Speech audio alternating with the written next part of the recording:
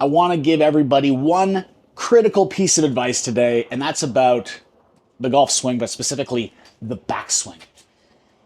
There's a lot of information out there, okay? And I think one thing I will tell everybody all the time in my lessons, and I'm telling you all right now, is you have to be very careful if people give you hard prescriptions saying you have to do it this way or don't do it that way, right? Often when players ask me questions like that, my answer is, it depends. It depends on your body type, depends on a lot of things. So anyways, we're just going to start off with that idea that these aren't hard prescriptions. There's valuable information. It's not blanket information. It'll apply to different players in different ways, but be careful with hard prescriptions, okay? And so, to that end, let's talk a little bit about effective ways to swing the club here, okay? So, I have a ball over here. Beautiful day in Toronto, almost spring. It's raining. I'm dressed for it. Anyways, let's talk about a couple things that happen in the backswing, right? Like the backswing, I tell players when I coach players, hey, it's really all about impact. We got to get to impact in the right way and in a similar way as often as we can, where the club face is organized, you know, our weight's forward, the low point's forward, we can hit the ball cleanly and pretty much start it on our line.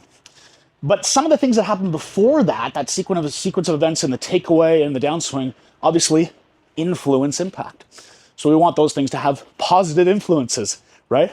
So here's one example, right? Here's something where we might get some questions, right? And we do see this, where a player has a long backswing, okay? Then some players can get away with this, all right? But have a look at this position, right? Look where the ball is. Look where the club is, right? So no matter what, this club has to take a long route, circuitous route around my body.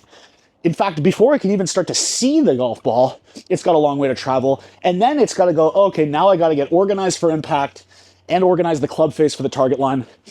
It's a lot of work, right, on that long scenic route. Now, if I had a player who was like, you know, a 3 or a 5 handicap who came to see me for some coaching, and that was their move in the backswing, and they hit the ball pretty well, we probably aren't going to disrupt that. That's a pretty cultivated move, right? They've got it down. So it might not be the textbook sort of move that I'd have a preference for teaching players. Doesn't mean it can't work, okay?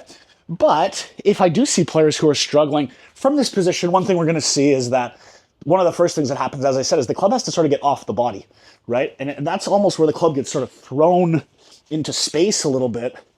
And from there, it's not really working towards the ball. Now it's sort of just, it's gotten free. Now we've got to corral it and bring it back to the ball. So instead of just having this downswing thought of, I'm trying to go and make great impact, now I'm trying to just corral and control this club in space, right? I got more work to do. I got fixing to do when I'm trying to just hit a ball, which is already hard in the first place, right? So for players like that, we might say, yeah, we're going to try to feel a little shorter. And usually, as exaggerations work in golf, to get someone away from here, we probably do drills where we just get them to feel to that position there. We call that the L position sometimes, but just where the club gets vertical, because probably if that's their feeling, they'll get more to a hinged full position, and that would be fine and healthy. But you can see the benefits of that position we're trying to get them in, or let's just call this sort of, you know, a generally positive idea for a backswing, right? There's different sort of looks and formats for it. But the benefit of this is, look at where my hands in the club are relative to the golf ball, right? They can actually see the golf ball from that position. Even from this down the line view, you can sort of see my hands and the club can see the ball. They can also see where they're going, right? So it's a little bit more of a logical route, a more seamless, smooth route from the top of the backswing into the ball and towards the target line. It doesn't require a lot of fixing or a lot of late compensations. You can sort of get on the gas fast and go right towards the ball. So would that be my preference for a shape of backswing? Yeah. Do other backswings work? Of course they do, right? Okay, let's also talk about maybe just a more nuanced view of the backswing in terms of, you know, just kind of two basic options, right? Is it better to have a backswing that's a little more upright, or is it better to have a backswing that's a little more flat and around the body? And again, the answer is, it depends, right? It depends on some of the other motions your body is accustomed to in your golf swing, depending on your level of experience in golf and how many reps you've had with that given golf swing. It depends on your physique, your height, the other elements, just sort of your comfort level with emotion. So both of them have some benefits, both of them have some challenges, but both could work, right? So certainly somebody who's going to get a little bit steeper, more hands up. There's not as much depth here. The hands are a little more on top of the ball and you're close to the target line the whole time, same with the club. This can absolutely work, but their downswing sequence is important, right? The information we give them there is like, hey, one thing that they cannot do is move their body or rotate their body quickly and early in the downswing, because you can see the trouble that this creates. Almost my hands in the club are right on top of the ball now.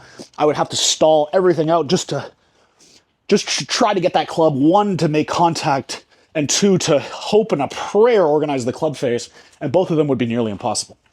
But again, that more upright swing could work. That player just needs to have a very patient downswing where the hands develop the club and really have a sort of a skillful shallowing move to let the club fall on plane before they can start to move their body, right? And conversely, the player who gets more, laid off in the backswing, right? That player is going to rely on really good rotation, because one thing you can see here, right? Look at where the club is relative to the ball here, right? Like, think about this long backswing before that we were talking about, right? The long circuitous route that club has to take to get back to the golf ball. Well, you get into similar issues here, where when that club gets behind you, the club can't really see the golf ball anymore.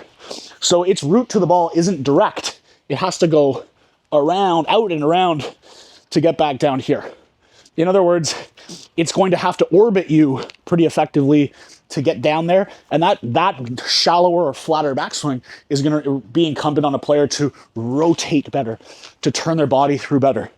So if I see somebody who's trying to get shallower in the golf swing or trying to have a flatter backswing, but they don't get through the ball very well, maybe their left side is a bit slow, that left hip, left knee doesn't rotate out of the way very well. If they don't rotate very well, and this would be like a classic historical slicer, right? Somebody who's always come over the top.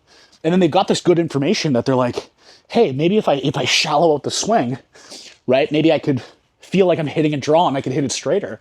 And it's good information.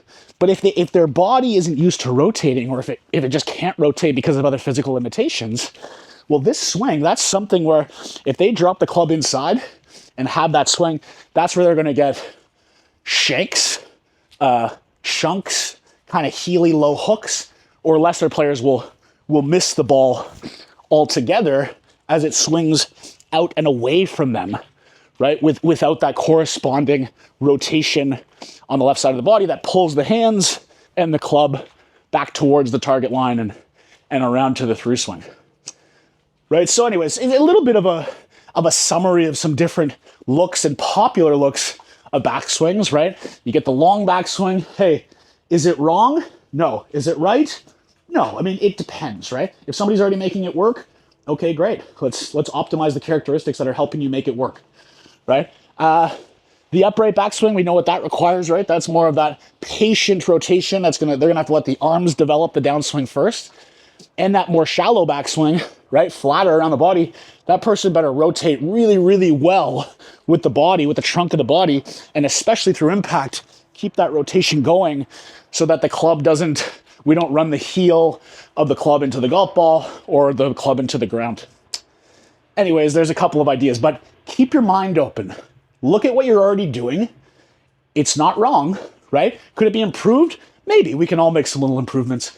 But you don't have to look at a cookie cutter view of a swing, or a swing that you might like, or a swing of your friends or some successful players, and go, I should really swing like that. You probably have a lot of great elements already. Let's just make them work within those various sort of prototypes of swings we just talked about, and just optimize your motion to make sure your swing works for you. All right? And give us a shout if you want to talk a little bit more about those types of swings and which one you have and which one might work best for you. All right, everybody have a good weekend. The spring's coming. We're almost on the grass. Enjoy. See you soon.